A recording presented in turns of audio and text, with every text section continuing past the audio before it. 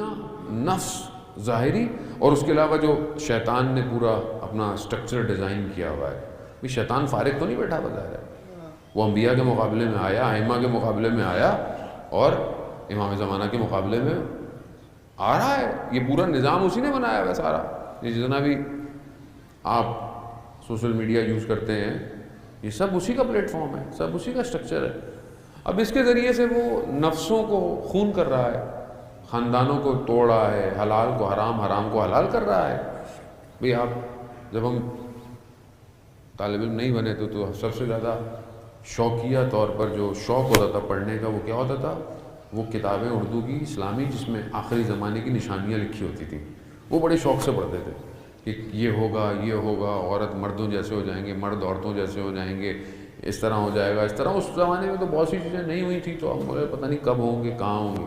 اب تو سب ہو گیا ہے. وہ اب تو حلال کا نہیں پتہ، حرام حرام ہے، حلال حرام ہے، ایک دوسرے کا حق کھانا، رشوت جو ہے وہ اب جائز ہو گئی ہے، غیبت جو ہے وہ آسان ہو گئی. یعنی سب.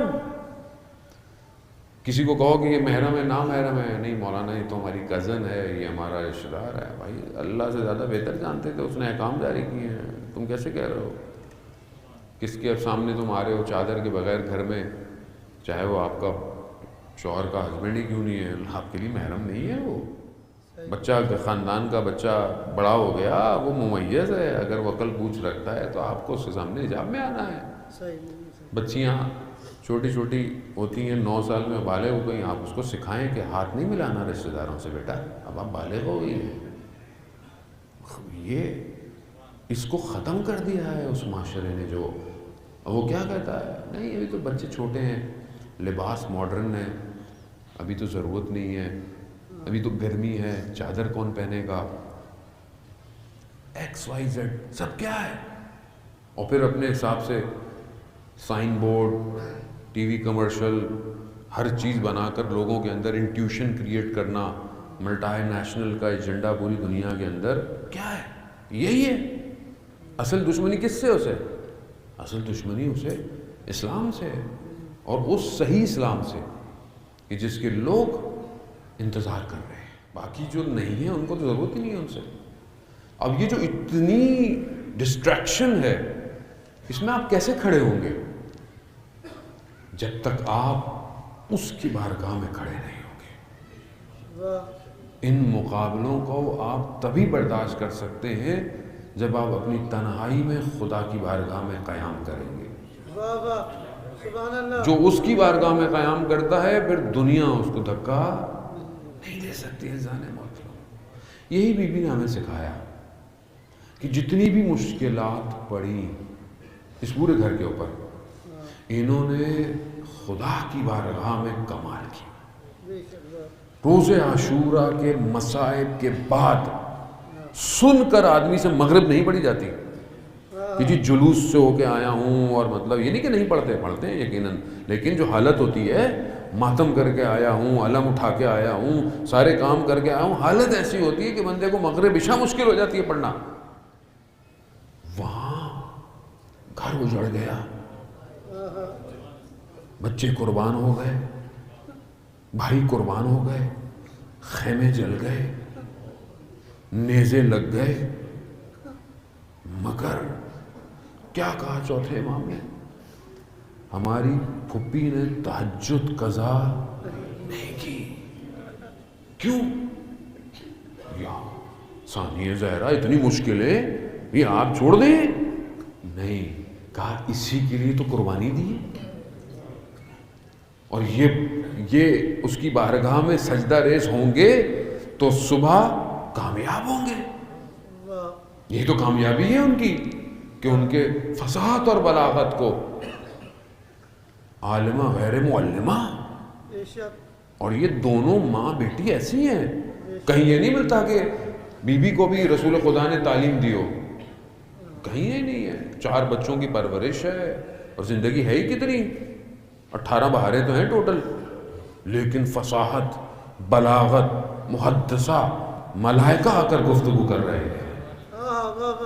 اور ایک کتاب جو ائمہ کہتے ہیں کہ ہمیں ہماری ماں سے ملی ہے، وہ ائمہ کے پاس ہے وہ کتاب، جسے مولا کائنات نے قلم بند کیا ہے.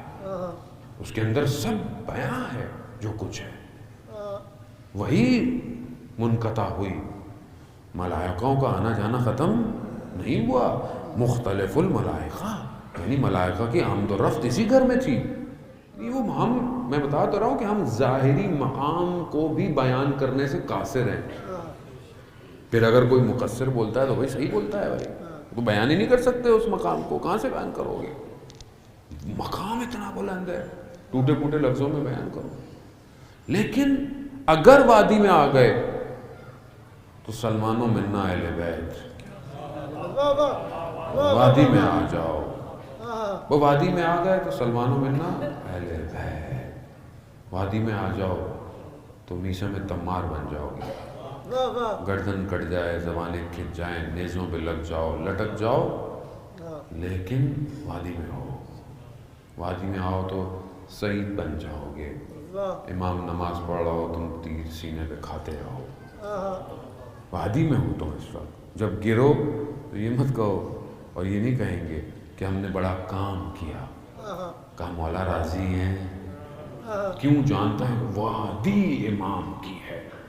یہ وادی ایسی ہے, اس وادی کے اندر تیر تلواریں نیزیں کچھ نہیں کرتی. وادی کوئی اور ہے. آئیے ہمیں امام اس وادی کی دعوت دے رہے ہیں. آؤ, دنیا کے کسی حصے میں رہتے ہو, زندگی کسی حصے میں ہو, سال میں ہو, کہیں پہ بھی ہو, امام اپنی وادی میں دعوت دے رہے ہیں. آؤ میری وادی میں. جب میری وادی میں آؤ گے, آیت اللہ مصباح یزدی کے خدا ان کے درجات بلند کرے, کچھ عرصے پہلے ان کا انتقال ہوا, وہ اپنی ایک کتاب میں لکھتے ہیں کہ امام کی ملک یعنی ملکیت ایسی ہے کہ جو اس میں وارد ہو جائے مومن تو اس تک پہنچنے کے لیے ملائکہ بھی اجازت لیتے ہیں. امام کی ملک ایسی ہے. مومن خود اپنے اندر ایک اتنی حیثیت رکھتا ہے کہ خود مومن آگ بجھا سکتا ہے. ایک مومن 40 کو شفاعت کروائے گا کم سے کم, یعنی اتنی اس کے وجود میں طاقت ہے. یہ جو ملک ہے یہ امام کا ہے. کیوں؟ کیونکہ قرآن کہہ رہا ہے جو ملکیت ہے. آپ کی کوئی زمین ہو, آپ کیا کریں؟ خدا نخواستہ انسان دنیا سے جاتا ہے یا اپنی زندگی میں اپنی ملکیت کو, زمین کو کیا کرتا ہے؟ ٹرانسفر کرتا ہے, انتقال دیتا ہے. لیکن یہ ملکیت کیا آپ اس کے حقیقی مالک ہیں؟ نہیں, نسبی مالک ہیں. یا آپ نے خریدی یا کسی اور سے آپ کو ٹرانسفر ہوئی.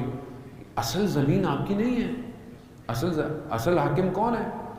اصل خالق کی ہے.